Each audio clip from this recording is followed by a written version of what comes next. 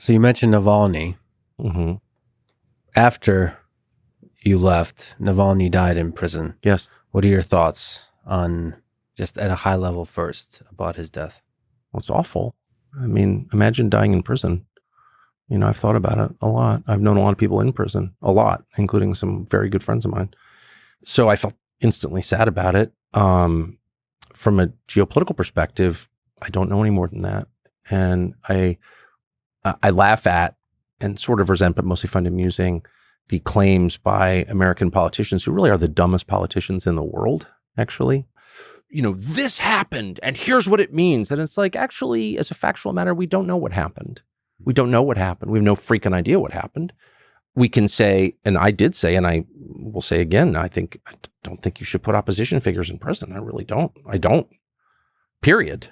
It happens a lot around the world. It happens in this country, as you know, and I'm against all of it. But do we know how he died? The short answer, no, we don't. Now, if I had to guess, I would say killing Navalny during the Munich Security Conference in the middle of a debate over $60 billion in Ukraine funding, maybe the Russians are dumb. I didn't get that vibe at all. I don't see it, but maybe they killed him. I mean, they certainly put him in prison, which I'm against. But here's what I do know is that we don't know. And so when Chuck Schumer stands up and Joe Biden reads some card in front of him with lines about Navalny, it's like, I'm allowed to laugh at that because it's absurd. You don't know. There's a lot of interesting ideas about if he was killed, who killed him. Yeah. Because it could be Putin. It could be somebody in Russia who's not Putin. Yeah.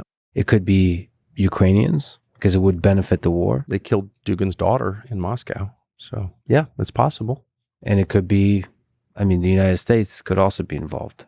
I don't think we kill people in other countries to affect election outcomes. Oh, wait. No, we do it a lot and have for 80 years, and it's shameful. I can say that as an American because it's my money in my name. Yeah, I'm really offended by that. And I never thought that was true. And I spent, again, I'm much older than you. And so I spent my worldview was defined by the Cold War.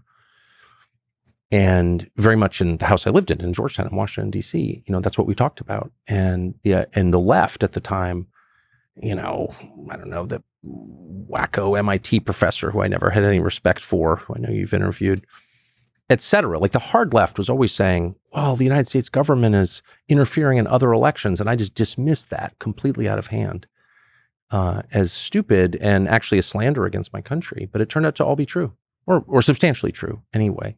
And that's been a real shock for me in middle age to understand that. But anyway, as to Navalny, look, I don't know.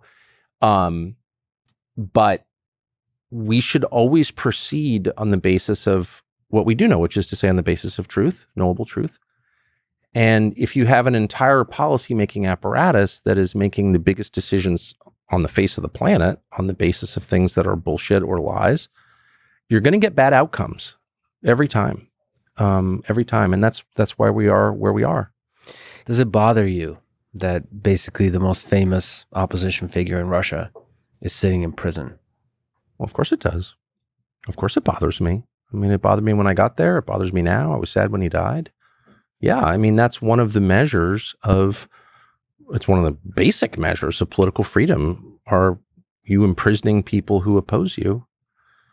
Are you imprisoning people who pose a physical risk to you? There's some subjective decision-making involved in these things. However, big picture, yeah. Do you have opposition leaders in jail?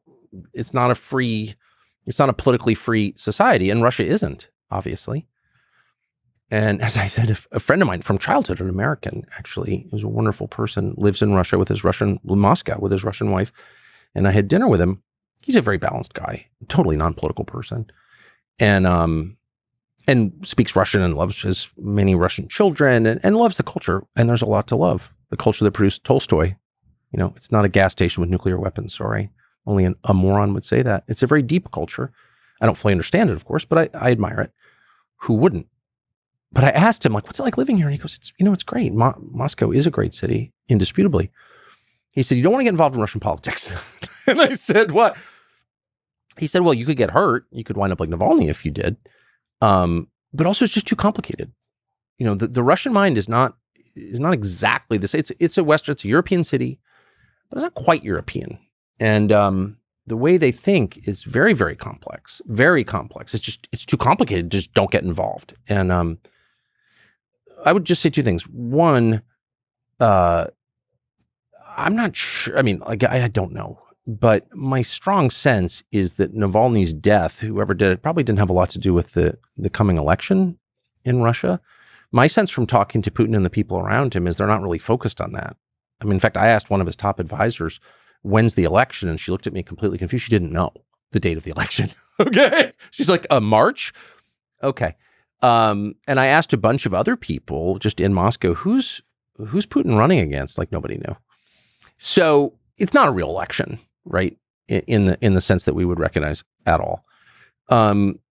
Second, I was really struck by so many things in Moscow and really deeply bothered by a lot of things that I saw there.